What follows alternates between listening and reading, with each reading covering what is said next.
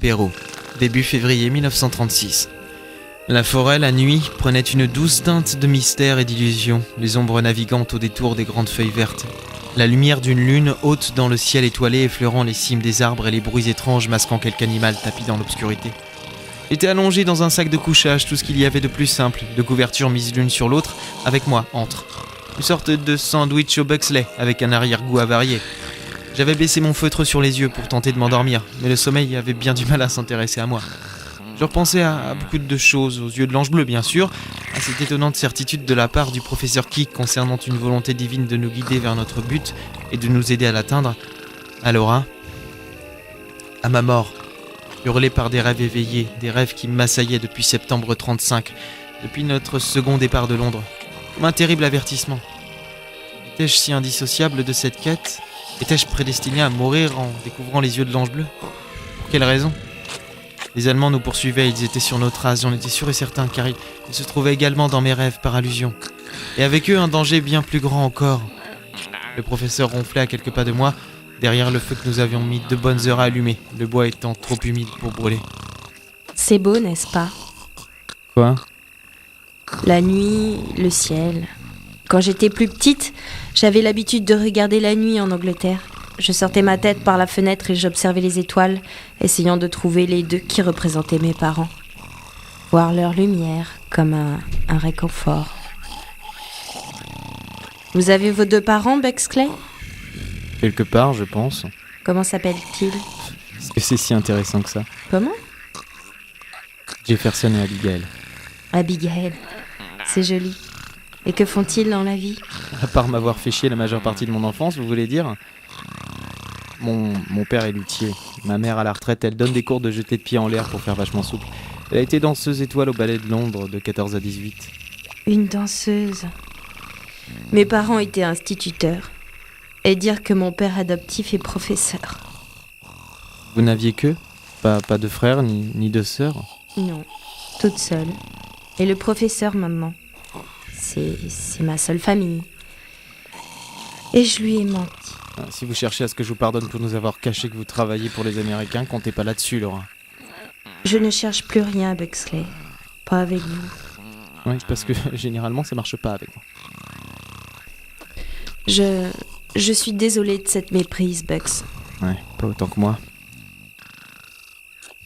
Vous me pardonnerez un jour ? Je sais pas.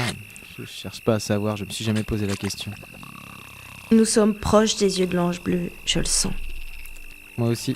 Ah non, merde, c'est une des chaussettes du professeur. Vous prenez décidément tout à la légère. Ouais, sauf vous. Ouais. Là, vous êtes plutôt lourd. Vous voulez que je sois un peu plus sérieux ? Alors oui, sérieusement, moi aussi j'ai l'impression que nous sommes proches. Le professeur veut que nous allions au Mexique, ce sera sûrement notre dernière étape, Bexley. Le Mexique. Et c'est piment, ma gorge me brûle déjà. Vous avez déjà essayé de vous imaginer à quoi ressemblerait l'Atlantide ? Non, ça m'a jamais traversé l'esprit. Le sexe d'une femme, une relation sexuelle, l'émotion quand on gagne au loto, ça oui, j'ai essayé de me l'imaginer, mais l'Atlantide, non. Ça m'a toujours paru beaucoup plus dur à atteindre que le reste. Vous arriverez un jour. À quoi, l'Atlantide ? Non, à être heureux avec une femme. Mais je pourrais être heureux avec plusieurs en même temps, non, parce qu'avec le retard que j'ai pris, il faut que je rattrape. Comme vous voudrez, Bugs. Comme vous voudrez. Allez, bonne nuit. On se retrouve au Mexique alors ? Ouais, au Mexique. Bonne nuit, Bexley. Bonne nuit, Laura.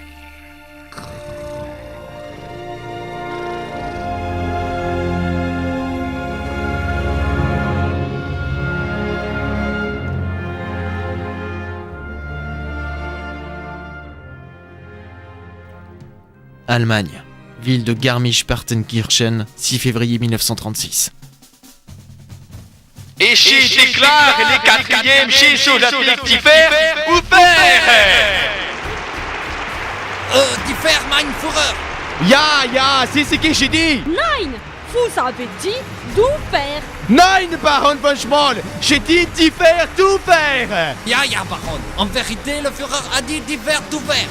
Et non pas juste tout faire. Autant pour moi. Ah, je suis heureuse que vous ayez pensé à ma fille Nadal pour organiser les jeux, mein Führer. Ya, des rien. Regardez-les, tous ces cons qui se baladent dans mes salons, les bras, les filles. Ya, bonjour. Ja, du moudon.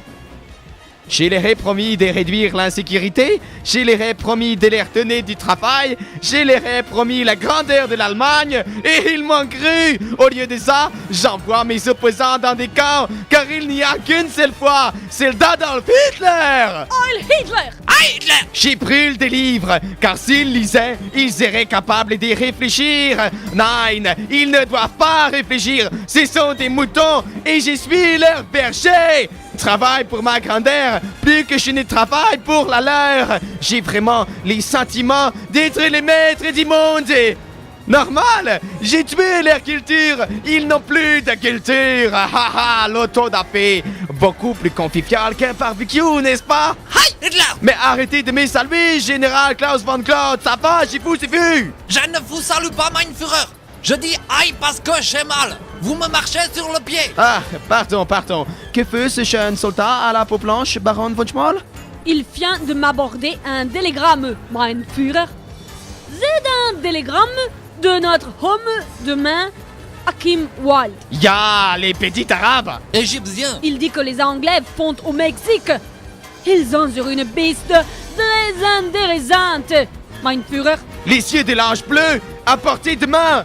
Allez au Mexique, Baron von Schmoll. Prenez une arme avec vous si nécessaire. Et quand vous reviendrez, j'espère pour vous que vous aurez les yeux de l'ange bleu. Ja, mein Führer. Nous reviendrons avec les yeux de l'ange bleu. Et le monde sera enfin à mon image, celle d'un grand homme blond aux yeux bleus.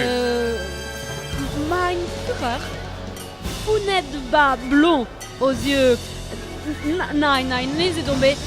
Ça n'est pas grave, après tout.